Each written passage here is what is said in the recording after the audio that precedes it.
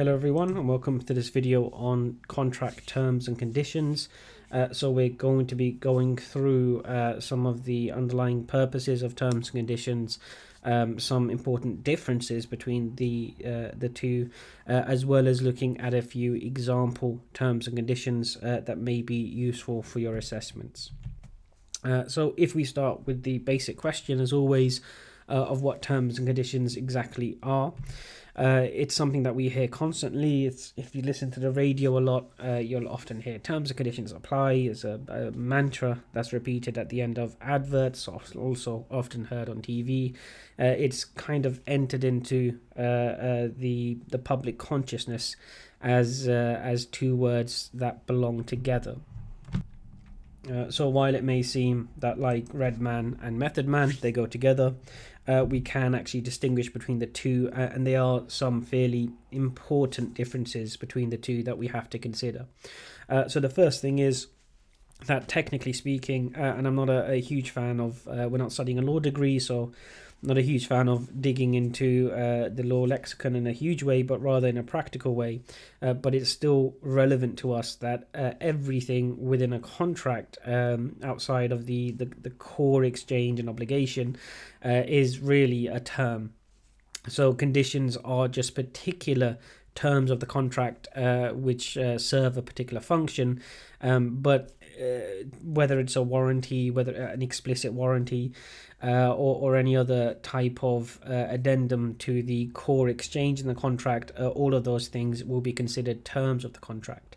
While we would often expect these to be written, and often there's pro forma terms and conditions which would apply to routine contracts such as service contracts or go and purchasing something from a retail store. Anything which is stated as an addendum to the core exchange of a contract in a verbal contract would also be a term as well. So it's effectively anything which specifies a particular part of the agreement or clarifies some matter which otherwise may be unclear or ambiguous. So whether it brings clarity or whether it adds some specific element, that would be a term. Conditions, however, are terms which actually impinge on the actual contractual obligations within the contract. So we can distinguish what we can just call regular terms. So if we take a contract, a sale contract, so you're selling a can of Pepsi to someone, the actual terms around when the exchange is going to happen would be a term. Anything which is related to the state of the can of Pepsi itself, so if it's in date or if it's a particular variant of Pepsi, we can say is a representation. But also in some cases that can be a term which becomes an explicit warranty. But if we have a term in there which relates to, well, first the goods will be provided and then later, a week later or so, the payment will be made, that's actually binding one, or in this case both parties, to contractual obligations to be exercised in a particular order. So that's actually a condition. So one of the conditions of payment would be that the goods have been delivered a week prior. So any term which actually impinges or affects the exchange of obligations would be a condition, and that is actually gives it a particular status within the contract and actually impacts how we would handle breaches of those particular terms that we called conditions. So if you qualify the obligations in some way, or if this a fact that has to be met or something which has to happen before an obligation is discharged, and something which clarifies or puts a particular condition on the obligations that have to be performed, that is a condition. And the reason why we want to distinguish between normal terms and terms which are conditioned is because there is quite a big significant difference in how breaches of those two are handled. So a breach of a term of a contract does not automatically give you grounds to invalidate the contract or bring the relationship to an end. It can give rise to damages, but it doesn't necessarily give the aggrieved party the right to invalidate the contract as a whole and to tear it up. However, any breach of a condition, regardless of how minor it is or regardless of the way it's been breached, if there's been a breach of a condition, then the aggrieved party can actually invalidate the contract and end that contractual relationship.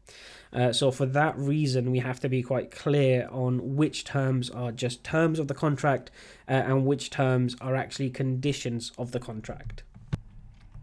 And the reason for this fundamentally is that conditions go to the actual exchange of obligations within the contract. So to use our particularly poor example of selling a can of Pepsi to someone, anything which is a condition within that contract affects how those obligations are to be exchanged, the order and the prior requirements.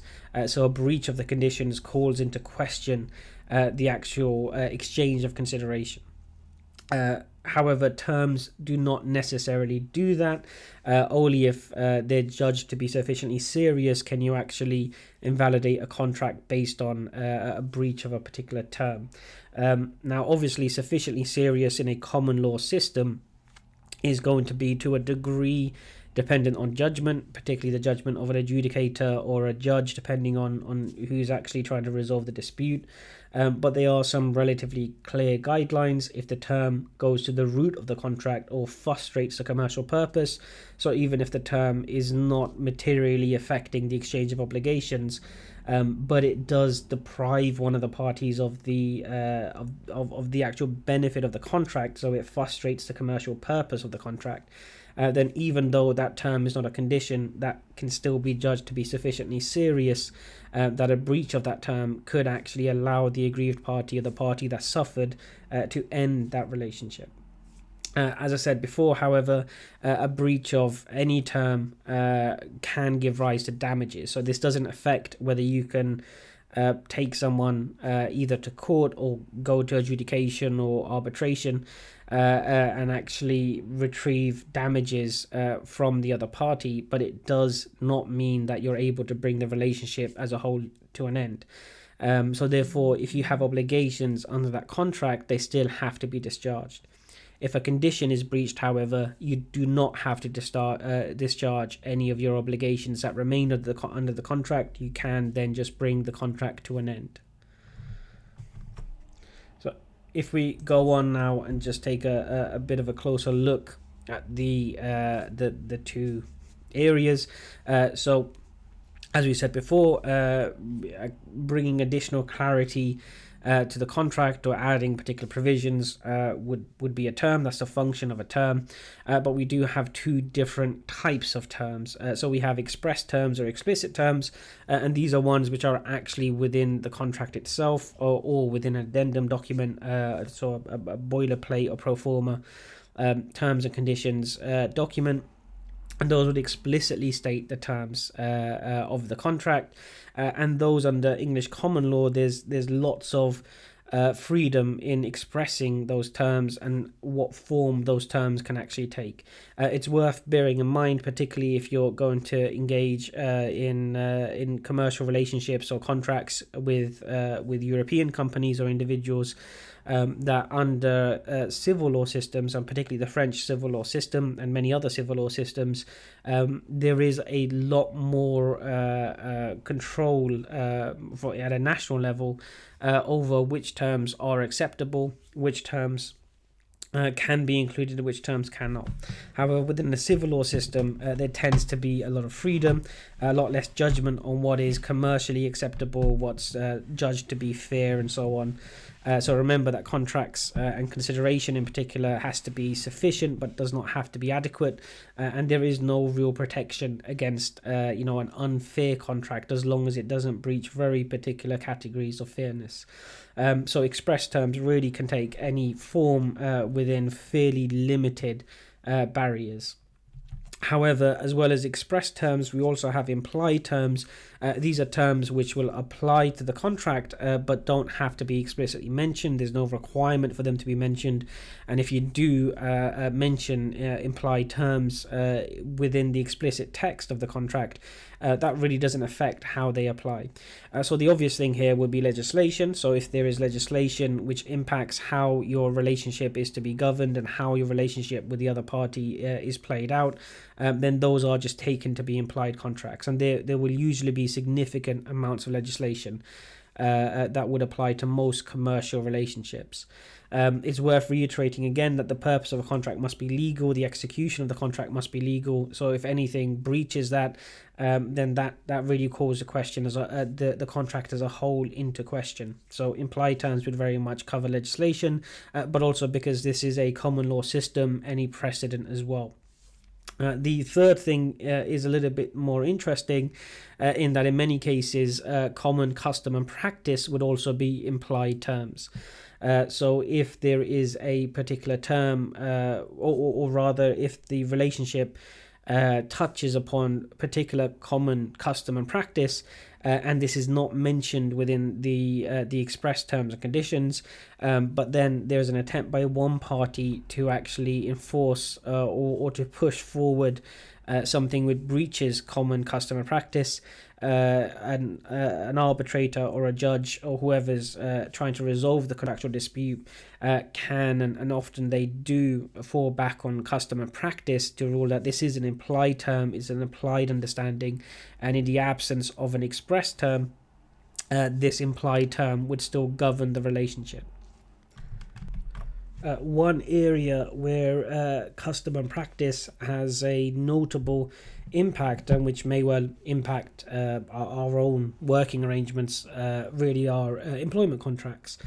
So whereas things like overtime policy or core working hours or the the policy on flexible working hours or things like what you're able to eat at your desk and so on, there is no there is no legislation which really impacts it, or if there is legislation, it gives a significant, considerable freedom for employment contracts to define the relationship in those areas. So let's take something like core working hours.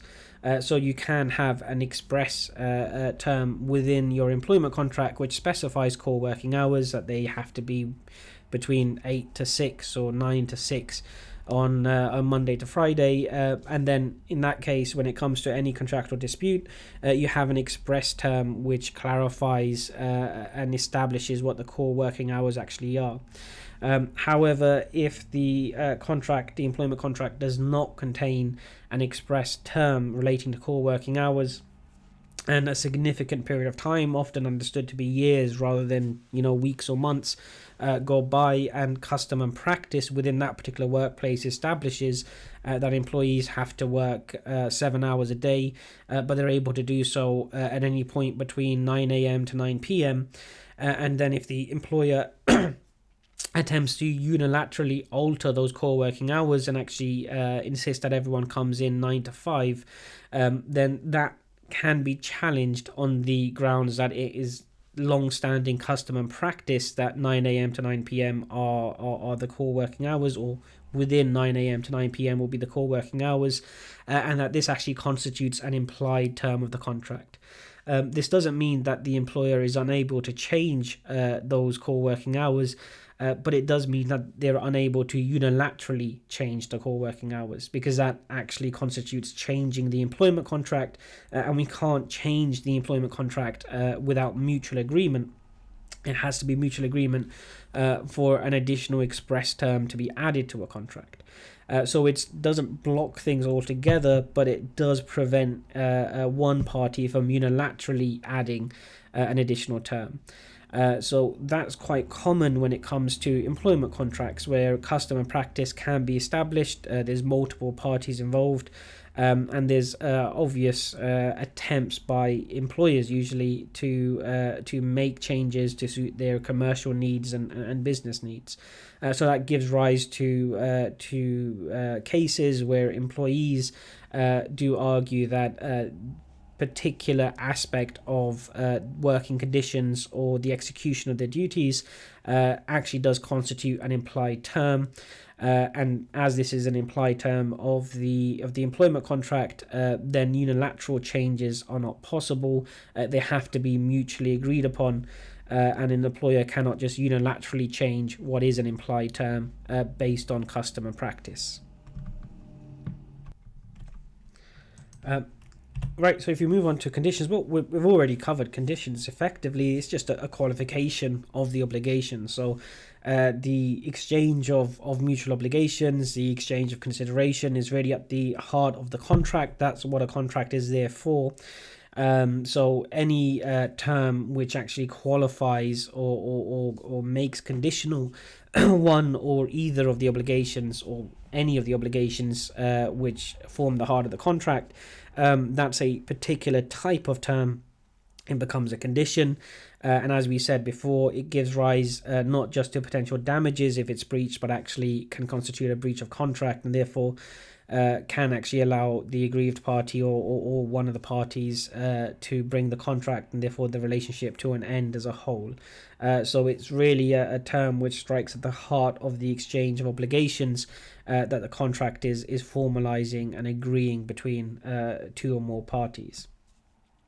So if we take that together and we look at this as, again, like Red MF, a group of terms and conditions, we can see that there's three major goals of those terms and conditions.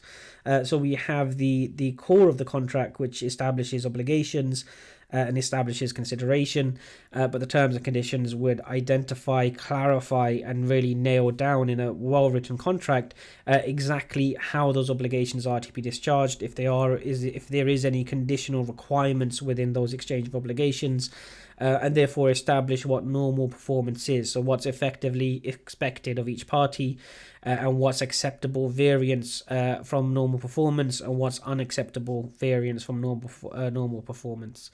So a well-written contract will really take pains to painstakingly and clearly establish what's really going to be going to happen, how the exchange is going to happen, and what can be done and what should not be done. As well as this, establishing how risk is to be shared, so what the liability is between both parties. If we go back to our contract forms, the form of the contract will obviously significantly impact how risk is to be shared, but you still want to nail down particular details in your terms, as well as dealing with how contractual disputes and any practical problems that may arise, how they are going to be dealt with. You're never going to be able to cover any potential problem. I mean, the coronavirus itself is a good example of this. But you should be aiming to cover the predictable problems or the foreseeable problems or the likely problems within your terms and conditions itself.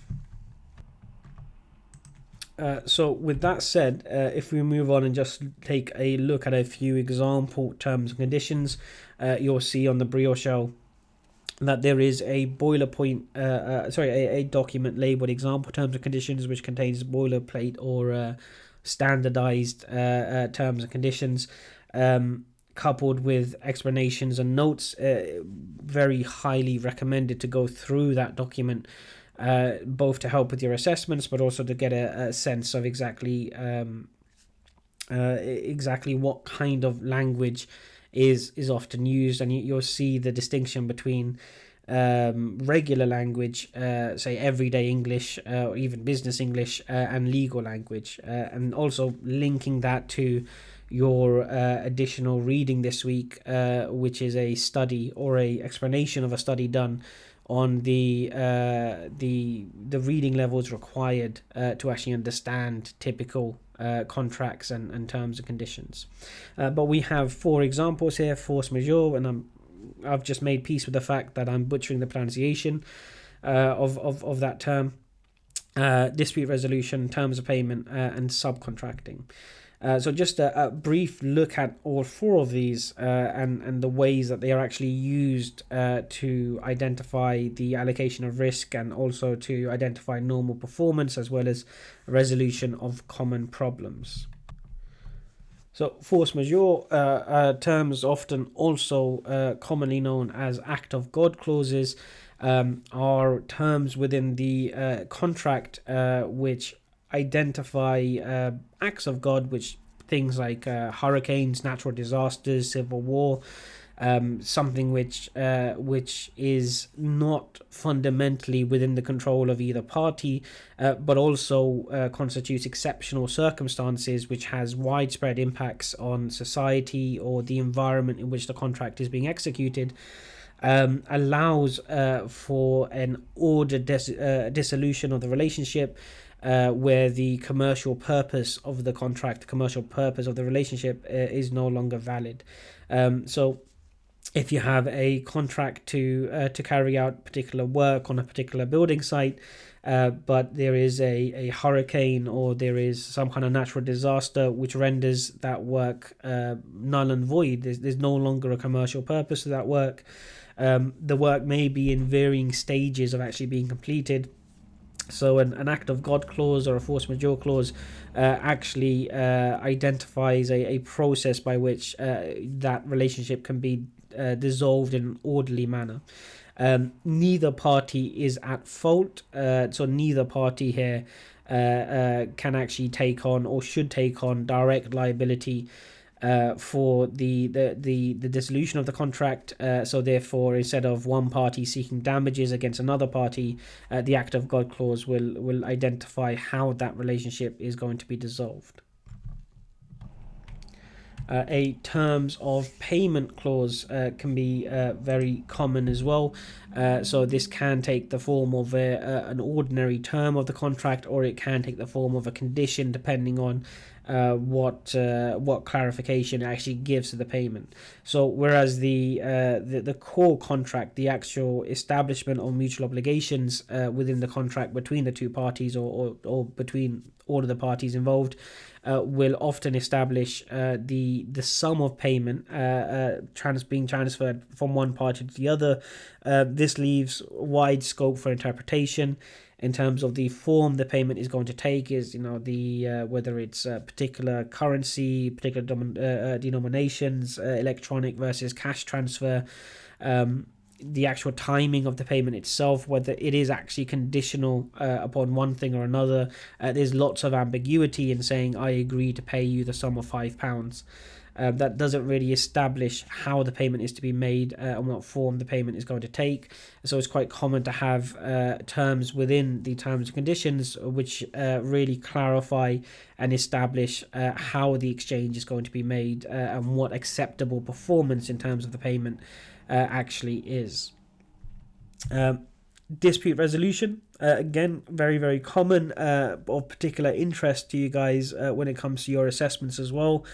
So a dispute resolution term would really seek to establish a common framework, an agreed upon framework to resolve common disputes.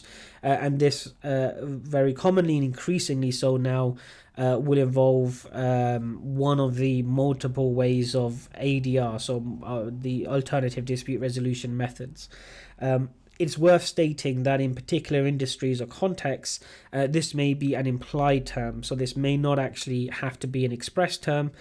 So if you're in construction, for example, there is legislation and government requirements on how contractual disputes of a particular nature within that industry have to go to adjudication.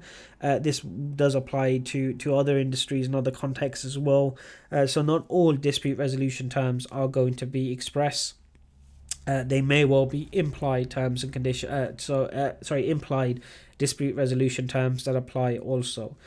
So you shouldn't have a presumption that there is no framework for you to engage in ADR because there is no express dispute resolution term.